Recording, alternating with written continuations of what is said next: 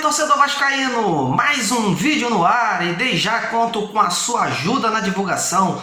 Larga o dedo no like, comenta, envia para os seus amigos e faça parte desse canal. Bom, hoje eu vou fazer um informativo direcionado a você, torcedor, que no dia a dia tem me mandado mensagens sobre as especulações que estão saindo por aí a respeito de sondagens por reforços e esclarecer também o desenrolar de algumas tratativas.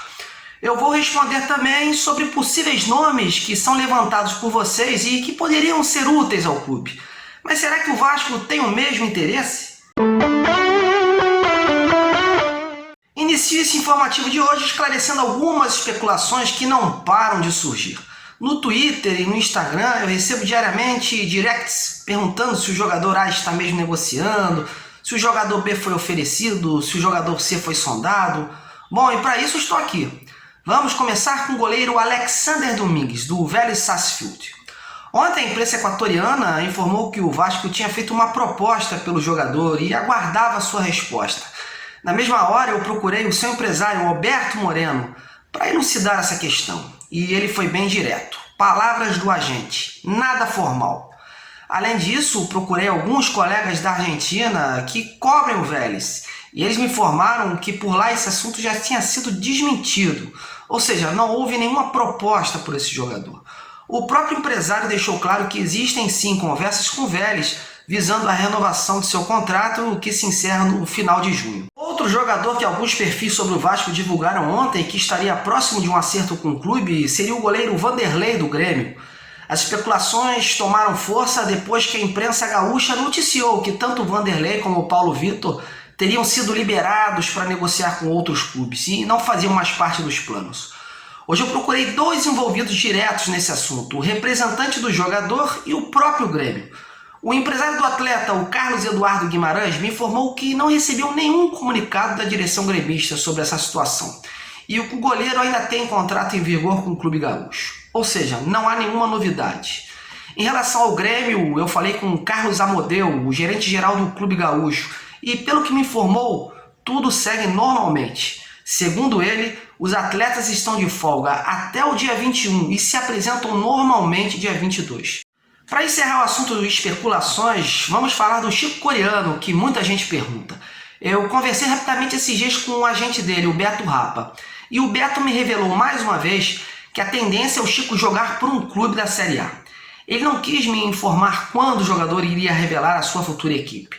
Apenas destacou que quando houvesse o acerto, o clube em questão iria dizer e não o Chico. Bom, agora vamos dar uma pincelada rápida nas coisas que realmente são concretas. Ontem, conforme informou os colegas do Globoesporte.com, o atacante Paulinho Boia não vem mais para o Vasco. Hoje, inclusive, eu tive a oportunidade de conversar com o empresário do jogador, o Luciano Couto, e ele me informou o seguinte: as duas razões que pesaram para o Paulinho Boia não vir para o Vasco não tem nada em relação a acerto salarial, pois isso aí, segundo ele, não foi discutido. O empresário me informou o seguinte: o Boia quis continuar no São Paulo a fim de se recuperar de sua lesão e visando também uma oportunidade de atuar pelo clube paulista. E outra coisa, nesse momento ele não quis disputar uma Série B. Essas são as duas razões que o empresário me destacou. Agora o Vasco e São Paulo estão discutindo qual jogador poderia vir para cá, né?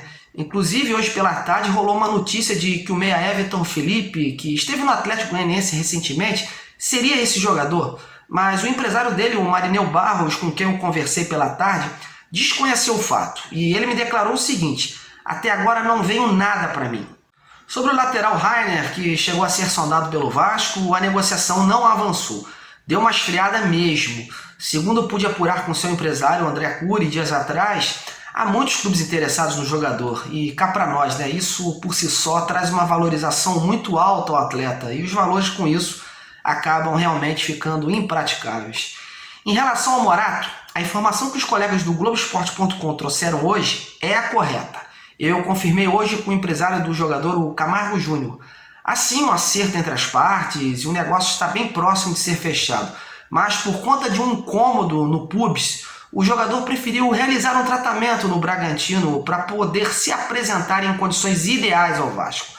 Havia uma expectativa, inclusive, de até sexta isso ser sacramentado e o jogador ser anunciado na próxima semana.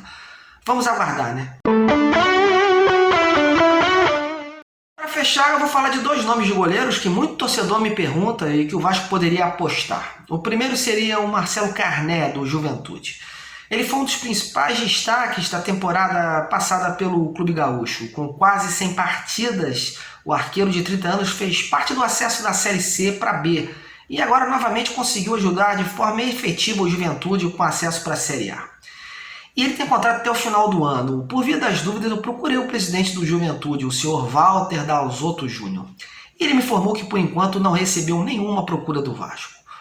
Outro citado foi o goleiro Matheus Mendes, de 21 anos, do Atlético Mineiro. Ele chegou ao CSA na temporada passada por empréstimo para ganhar experiência, né? Assumiu a camisa número 1 e se tornou um dos destaques do time alagoano, que terminou a competição na 5ª posição, a 3 pontos do grupo de 4 classificados para a primeira divisão. Ele tem contrato até o final desse ano. Eu conversei por esses dias com o agente dele, o Marcelo Zanotti, que revelou que tem recebido muitas consultas pelo atleta. Mas aí eu perguntei, e o Vasco? Chegou algo? E ele deixou claro que por parte do Vasco não houve nenhum contato. Bom, meus amigos, eu espero que tenham gostado desse conteúdo. Foi um conteúdo objetivo, apurado e sincero, e é assim que eu vou pautar o meu trabalho cada vez mais. Eu agradeço a sua companhia até o final, peço que deixe o like nesse vídeo, continue se inscrevendo nesse canal, e assim, a sua ajuda é cada vez mais importante para a sequência desse trabalho. Muito obrigado a todos, fiquem com Deus e até a próxima!